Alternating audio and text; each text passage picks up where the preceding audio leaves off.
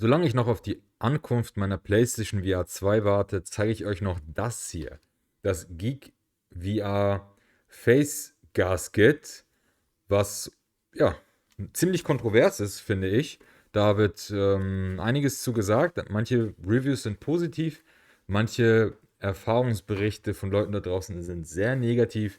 Wir schauen uns das Ganze an, vergleichen das mit dem AMVR und dem originalen Cover und ja, mal schauen, wie das Ganze wird.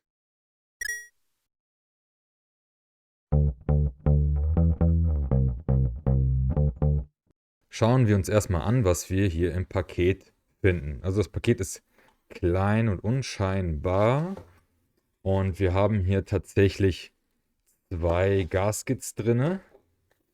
Warum auch immer, anstatt einfach zwei Polster. Aber wir gucken uns das einfach mal im Detail an. So, eine kurze Anleitung ist auch dabei. Was haben wir denn? Installing the Nose Guard. Installing the and uninstall Halo for Pico 4. Okay, nichts Besonderes. Ich glaube, das kriege ich auch so hin. Wir lassen es mal hier so am Rand. Okay, wir haben hier das Nose Guard. Ja, wird wahrscheinlich nur an so kleinen Punkten hier festgehalten. Mal gucken, ob das Ganze überhaupt hält. Ansonsten, ja, wird das nicht so eingeschoben wie bei der Pico 4. Werdet schon sehen, was ich damit meine gleich. Dann haben wir Gasket Nummer 1. Das ist, glaube ich, das dünne Polster. Hier mit diesen, ihr habt vielleicht vorhin gehört, gibt es solche Einschubpads. Ich weiß noch nicht, was ich davon halten soll. Machen wir das mal ab und gucken uns das an. Also wir haben ja ein super dünnes Gasket. Hier mit so Löchern für das Halo-Strap. Und okay, hier geht bei mir schon, ich wollte das hier abziehen.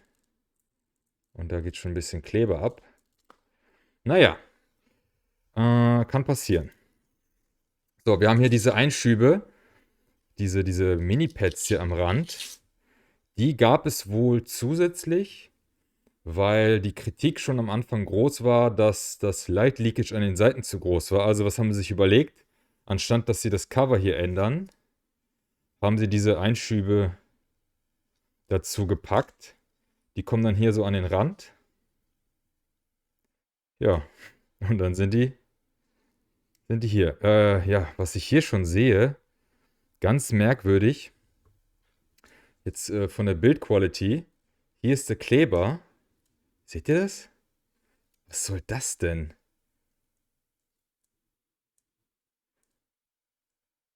Der Magnet ist da auch so drinne. Der muss da, glaube ich, eigentlich rein. Ist auch drinne, aber guckt hier halt schon so raus, ne? Hier. Der Magnet guckt raus. Ist schon ganz drinne. Und ich kann den hier einfach lösen. Also Punktabzug auf jeden Fall in der Qualität. Ich guck mal, dass ich den Magneten da wieder reinbekomme.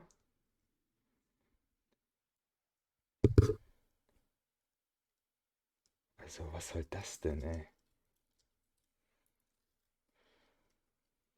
Ja, ich mache das mal ab, um euch das zu zeigen. Der Magnet ist da einfach so drinne. Ganz wenig Platz. Und der Sticker ist einfach oben drauf. Also, äh, das ist echt mies. Das ist echt mies. Kleber hat sich auch sofort gelöst, also relativ schnell. Ich glaube, mein Gasket ist hier schon einigermaßen hinüber. Wow. Das Gasket kostet, lasst mich nicht lügen, aber auf jeden Fall über 50 Euro. Ich habe das mit 5 Leuten aus der Community gekauft und dadurch haben wir knapp 45 Euro oder so bezahlt. Dadurch wurde es ein bisschen günstiger, aber krass. Also, wow. So, zurück zum Thema. Dann kommt hier dieses Ding oben drauf.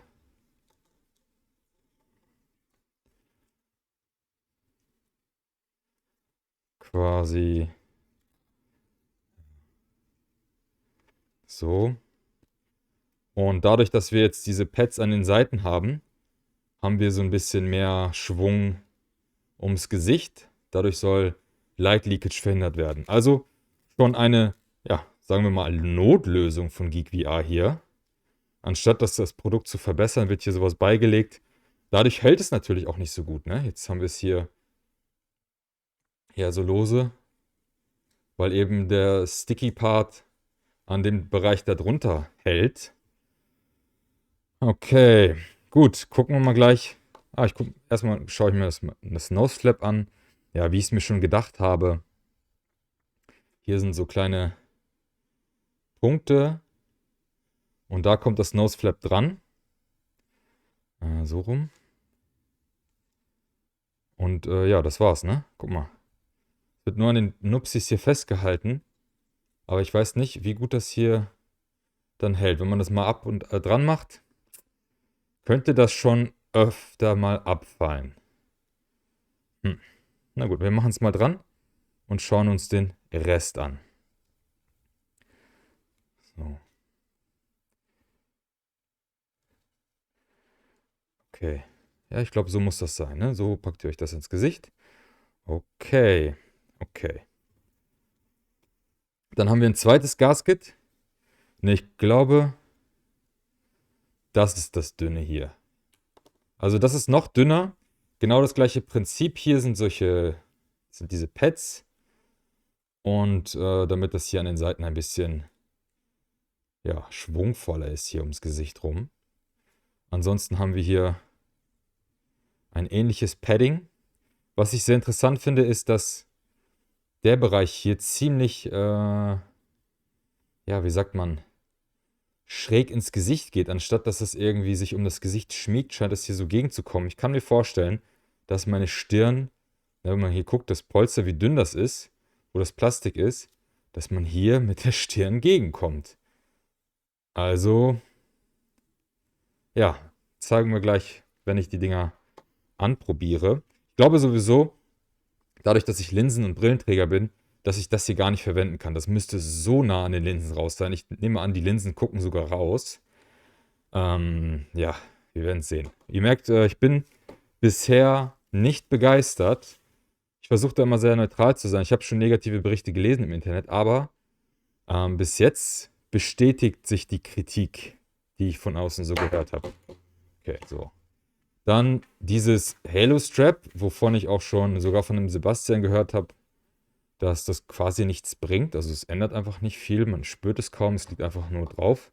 Ich packe das mal auf das Flache hier. Ja, mal gucken. Es kommt hier einfach drauf, wird hier eingeklickt. Fertig. So, das ist das Ganze. Ja, ich habe hier meine Pico mit dem ganzen Zubehör, aber ich habe noch eine Pico ohne. Da werde ich das als erstes ausprobieren. Ist natürlich dann sinnvoller als hier diese Komfort-Option, die ich da drauf habe, dass die das Gesamtbild, den Gesamteindruck nicht stören. Ja, wir schalten einfach mal. Ne, ich zeige euch erstmal an einem Headset.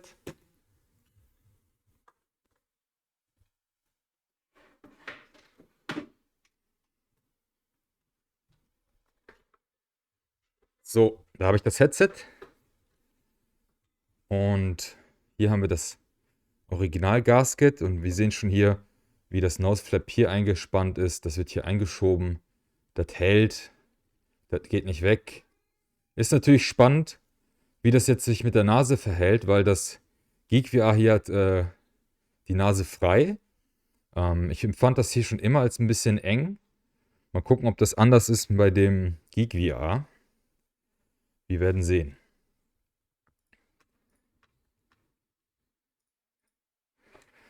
Okay, testen wir erstmal das dickere Polster hier mit dem Nose Flap. Das kommt hier einfach oben drauf. So. Okay. Also es snappt schon nicht so gut dran. Ich sehe, man sieht es hier schon.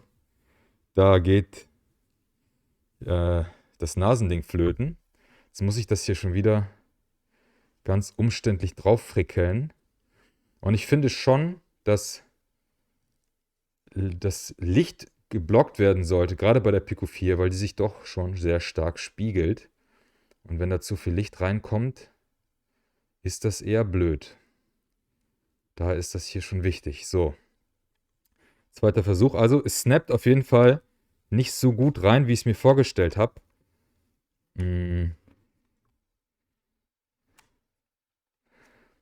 So, aber wenn es drin ist, scheint es ganz gut zu sitzen. Hier ist natürlich ein bisschen lockerer, aber ja, das ist normal, glaube ich. Okay, wir testen das einfach mal direkt an meinem Gesicht. So, Cap ab. Ich habe wieder kurze Haare. So. Okay, also sehr eng. Also man sieht, der Bereich des Polsters geht quasi fast mit in die Linsen rein. Und das ist das dicke Polster. Ich weiß nicht, ob man das sieht. Ich schalte nochmal kurz zurück. Die Linsen gucken schon. Ja, nee, bei dem dicken Polster nicht. Die sind hier schön drinne. Okay, gut. Wir probieren es, ne? So. Okay.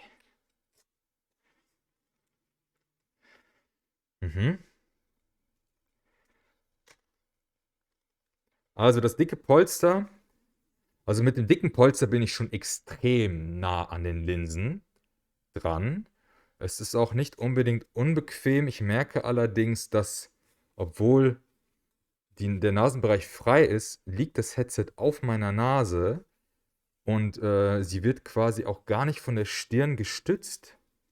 Wenn ich die noch fester ranziehe, dann ja, liege ich schon mit meiner Stirn auf den Linsen auf. Also das Polster gibt jetzt natürlich nach und dann liege ich mit meiner Stirn auf den Linsen. Und ich habe noch keine Sehstärke-Linsen. Also jetzt schon mit dem dicken Polster kann ich mir nicht vorstellen, Sehstärke-Linsen zu benutzen. Aber so maximales FOV wäre schon da. Das ist schon krass. Aber noch eine Sache, hier diese Löcher, hier, seht ihr die? Wo das Halo-Dings normalerweise drauf kommt, da kommt Licht durch. Wenn ich die zumache, die müsste man auf jeden Fall abkleben. Ja, unten an der Nase geht's. Also das dicke Polster kann man schon benutzen, wenn man keine Sehstärke-Linsen benötigt. Ich probiere es mal aus. Hier ist, ne, komischerweise geht das so nach innen. Ja, das sieht man nicht so gut in dem Video. Aber das Polster geht so nach unten, anstatt dass es irgendwie nach außen geht. So hier wie bei dem Original. Hier, da geht das Polster hier nach oben.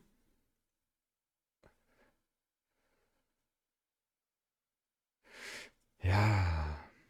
Also hier, das Originalpolster, das zeigt auch so ein bisschen nach vorne, aber hier, wenn man sich dran presst, wird das natürlich hier nach oben gedrückt.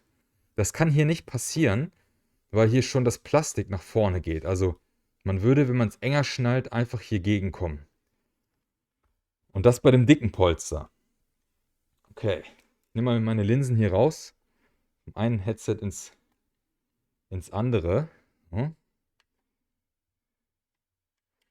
Die sind ein bisschen schmierig. Ist nicht so schlimm. Die guten VR-Optiker-Dinger. Ich habe noch andere. Die werde ich auch demnächst zeigen. Aber das hier sind meine Favoriten. So, jetzt habe ich hier die Sehstärke-Linsen drin. Jetzt nicht sauber gemacht, aber ist ja jetzt erstmal nur zum Gucken. Okay. Ja, ich liege jetzt auf jeden Fall mit meiner Stirn und mit meiner Augenhöhle auf den Linsen. Also wenn ich die ganz locker im Gesicht habe, geht es einigermaßen. Die Löcher sieht man trotzdem natürlich. Fällt mir sofort wieder auf, wenn ich nach oben gucke. Komisch. Ja. Weiß ich nicht, was ich davon halten soll. Da finde ich die AMVR-Dinger deutlich besser. Deutlich. Wer maximales FOV will, kann das natürlich Sinn machen. Hier ist das Noseflap schon wieder rausgefallen. Ja. Wir probieren jetzt mal das Dünne hier aus.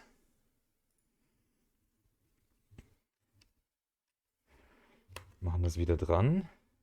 Diesmal lasse ich das Noseflap weg, weil ich habe keinen Bock, das nochmal reinzufrickeln. Hier. Eine kleine Lücke. Ist natürlich, ich merke hier, wenn ich hier drauf komme, dann will sich das lösen. Ich frage mich, ob das gleich beim Tragen auch stört. Ich nehme die Linse mal raus, weil das ist jetzt das dünne Polster. Das wird damit nicht funktionieren. Das brauche ich gar nicht erst probieren. So, dünne Polster und Halo Strap. Wahrscheinlich ist es auch so gedacht. Gucken wir mal. Okay. Ja, der Winkel ist jetzt schon so ein bisschen störend. Okay. Also, boah. Meine Nase drückt sich jetzt trotzdem extrem rein. Ich habe hier das Polster. Ja, eigentlich würde ich jetzt gerne das Headset ein bisschen anwinkeln, so. Dann würde ich auch schärfer sehen, aber das Halo Strap lässt mich nicht. Es ist jetzt hier dran. Und ja, ich glaube, es hat sich auch schon wieder gelöst hier. Ja, hier das Ganze ist schon wieder ab. Na komm. Jetzt ist das Ding hier abgegangen. Das ist echt ganz schön teuer für so ein Gefrickel. So, wir geben dem noch eine Chance. Ich probiere es gleich mal ohne diese Dinger. Mal gucken. So. Ja, also das fühlt sich total unnatürlich an. Das Ding hindert mich daran, das Headset so zu tragen, wie ich es müsste. Kann ich auf jeden Fall nicht empfehlen. Ich mache es nochmal ab, damit ich es beurteilen kann, das Dünnere. Immerhin nichts kaputt gegangen. Ich hätte jetzt gedacht, das bricht hier auseinander. So. Okay. So, das dünne Polster. Ja, also ich berühre das Polster nicht auf meiner Stirn. Und ja, okay, ich habe eine wulstige Stirn, ja. Aber trotzdem. Ich schalte nochmal um. Sieht man das vielleicht, wenn ich das hier wegnehme? Polster und Plastik sind so nah beieinander. Wenn man hier ein bisschen nachgibt, zack, sitzt die hier drauf. Aber das ist noch nicht mal das Problem. Ich sitze hier drauf. Auf den Linsen. Hier liege ich drauf. Mit meinem Gesicht. Mit meinem... Hier so. Da liege ich auf den Linsen drauf. Kann ich an dieser Stelle echt nicht empfehlen. Das dünne Polster geht gar nicht. Nicht mal ohne Sehstärke-Linsen. Mit einer Brille geht das schon gar nicht. Jetzt das dicke. Ich nehme das jetzt mal ohne diese komischen Dinger hier am Rand. Ja, mal abgesehen davon, dass das einfach scheiße gebaut ist. Guckt euch das an hier mit den Magneten hier. Das ist doch Kacke. Das ist dann hier auch so wulstig hier. Das Polster kann gar nicht aufliegen, weil hier der Magnet rausguckt. Das ist hier an allen Stellen. Hier Magnet. Hier ein Magnet. Da der Magnet. Wer hat sich das ausgedacht? Mal abgesehen davon, dass der Magnet hier nicht... der Magnet muss hier durch das Plastik arbeiten, damit es am Headset hält. Wenn das hier durch wäre, wäre das auch viel sicherer am Headset. Also meiner Meinung nach wurde hier richtig geschlammt. Das Ding hat Potenzial, aber es wurde so irgendwie auf halber Strecke zusammengeschustert. Auch hier bei den Löchern ist das Plastik, der Velcro, das klettet hier einfach locker, weil hier diese Magneten überall rausgucken. Das wird sich doch alles langfristig hier lösen. So eine Scheiße, echt. Okay, ich muss mich beruhigen, ich bin echt wütend. Das ist eine Menge Geld. was die Leute hier bezahlen für ein Produkt, was einfach nicht gut ist. Und dann haben wir auch noch alle so lange drauf gewartet und dann kommt AMVR um die Ecke und bietet einfach das bessere Produkt. Und ich denke mir den Scheiß nicht aus, ne? Also die Testberichte von den Leuten da draußen zeigen ein ähnliches Bild. Ich habe versucht, die nicht groß mir anzuschauen. Ich habe nur gehört, okay, Qualitäten, geht so. Aber damit habe ich nicht gerechnet. Damit habe ich nicht gerechnet. So, ich habe jetzt hier diese Dinger hier an den Seiten weggenommen. Jetzt ist das Ganze relativ flach. Jetzt beschreiben die Leute, dass da Licht durchkommt an den Seiten. So, wir testen das Ganze. Ja, auf jeden Fall. Also Licht, jein, aber es spiegelt hier. Das Licht hinter mir spiegelt hier drinne. Ne, hier. Ich weiß nicht, ob man das sehen kann.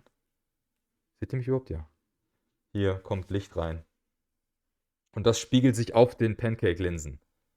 Also müsst ihr quasi diese Pads haben. Und dann frage ich mich, warum wird das nicht gleich genutzt? So, jetzt gerade beim Abnehmen, ich habe das hochschieben wollen. Hier das Plastik. Ups. Daran habe ich mich gekratzt. Beim Hochziehen so.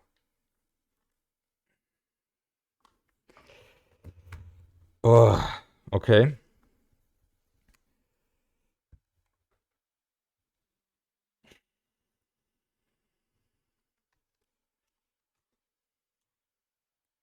Ich nehme jetzt mal das Original wieder dran. Ja, also, ich weiß, manche meckern über das Original, aber wenn man so eine Scheiße hier dran hatte, dann gefällt mir das Original besser. Und ey, komm, das FOV ist immer noch richtig gut. Ja, es ist einfach ein allgemein gutes FOV bei dem Headset. Und bei dem Original-Strap habt ihr auch ein gutes FOV. Es geht ein bisschen mehr, klar, aber bitte nicht auf Kosten der Bequemlichkeit und auf Kosten billiger Qualität. Dann habt ihr auch noch gleich zwei von den Dingern, anstatt dass man einfach das Polster hier tauscht, damit das ganze Produkt insgesamt günstiger ist. Wir haben hier diese Löcher, die ihr zukleben müsst, weil sonst kommt Licht rein. Und dann braucht ihr diese Dinger. Und das Noseflap löst sich die ganze Zeit. Also, das gibt keine 5 von 7 von meiner Seite. Wirklich nicht. Und, boah, weiß ich nicht. Ich hole nochmal die AMVR, das AMVR-Gasket und vergleiche das nochmal direkt miteinander. Also, so, da bin ich wieder. AMVR, AMVR. So, da ist das gute Stück. Und ich kann jetzt nochmal direkt im Vergleich ein paar Sachen aufzeigen, die AMVR echt einfach besser machen. Ja? Das können wir doch einfach mal direkt gegenüberstellen. So, ich muss ein bisschen aufräumen. Das wird so nix. So. Ich nehme das Dicke hier als Referenz, weil das andere macht für mich einfach gar keinen Sinn. So, das Dünne, das ist einfach zu dünn. Es darf ja dünn sein, das Polster ist nicht das Problem.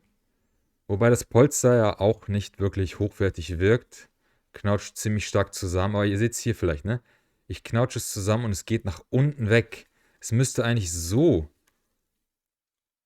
So müsste es eigentlich gehen.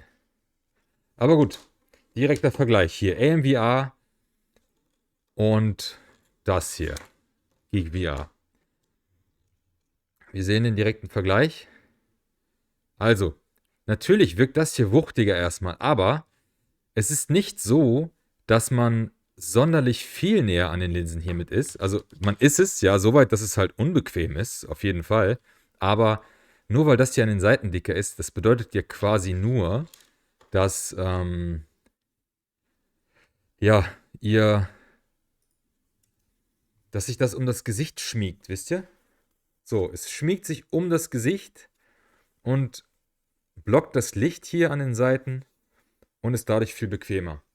Diese das Stirnstück ist tiefer und verteilt das Gewicht halt umso mehr.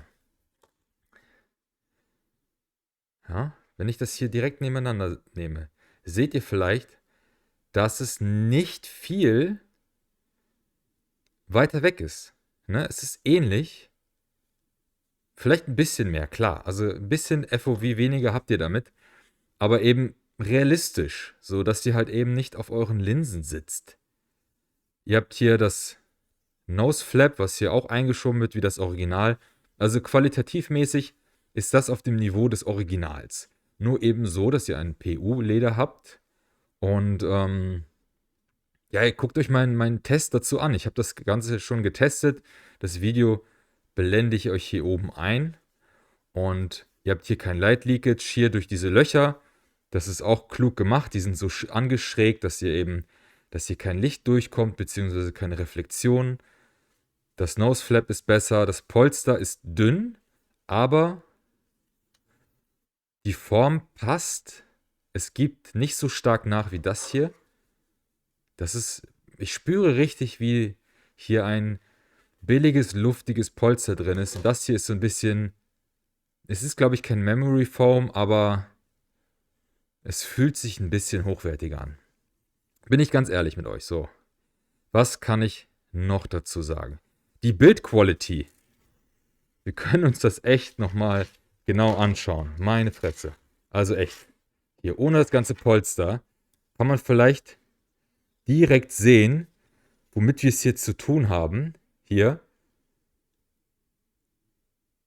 Also hier ausgeschnitten, reingepfeffert, ohne zu gucken, ob es wirklich passt. Diese Magneten gucken hier an jeder Stelle raus. Das wird sich nach ein paar Wochen, wird sich das Ganze hier lösen. Da bin ich felsenfest von überzeugt. Hier ist ein Schnitt. Hier sind 2 Sticker, also das hier und das. Hier hebt sich das ab. Ich kann hier drunter fassen und das Ganze hier hochklappen. Das ist einfach, ihr seht überall Falten. Wer schon mal mit Kleber gearbeitet hat, in irgendeiner Art und Weise, egal ob beim Basteln oder bei der Arbeit, wird merken, okay, das wird sich hier sehr schnell lösen. Hier an den richtigen Stellen ist hier so ein Zeug, das ist flach aufgeklebt, da hebt sich nichts ab. Also, ja. Und wir sprechen noch nicht mal von so Sachen wie hier Linsenbeschlagung und so. Hier ist ja dieses Ventsystem. Das habe ich jetzt alles gar nicht beachtet. Ich will auch jetzt keinen großen Test machen, weil ich merke schon beim Aufsetzen, dass es einfach unbequem ist. Wie wird das nach einer Stunde sein? Ja, könnt ihr euch vorstellen. Das wird schlimmer sein. Ja, und das AMVR Face Gasket kostet, glaube ich, auch einen Tick weniger. Also, wie sieht das Polster nochmal im Vergleich?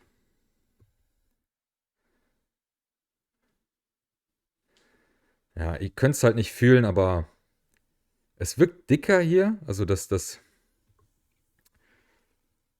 Geek VR hier wirkt dicker, aber irgendwie billiger. Ich kann es schwer beschreiben. Das hier ist ein bisschen weicher, aber gibt gut nach. Isaac macht hier wieder sein Unwesen. Hallo? Aufmerksamkeit.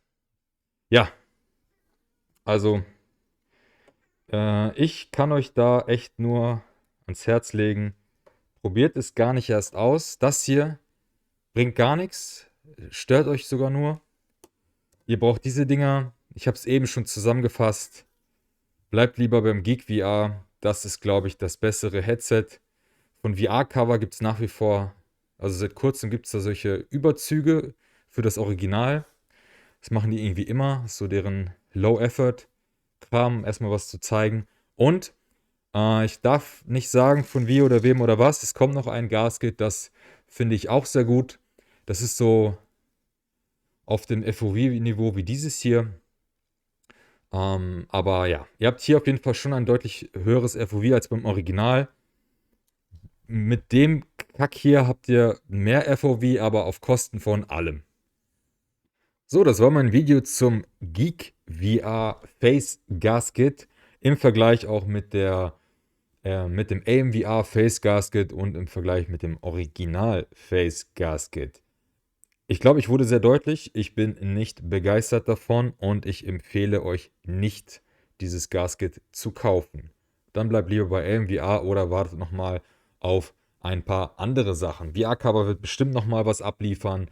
Und ich habe hier auch noch ein Face Gasket, was noch nicht erschienen ist, wovon ich nicht sprechen darf. Und das empfinde ich auch als besser.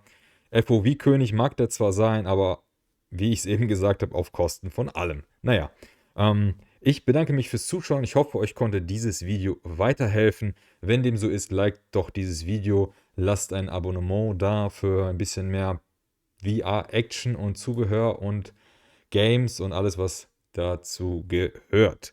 Ja, ich habe dieses Video jetzt doch ein bisschen länger gemacht, als ich es wollte. Hätte auch nicht gedacht, dass es jetzt so ein Rant wird, aber ich verstreiche noch ein bisschen Zeit, bis meine PlayStation VR 2 da ist und dementsprechend ist es für mich okay, vielleicht für euch auch, also nicht kaufen. Wir sehen uns beim nächsten Mal. Haut rein. Ciao.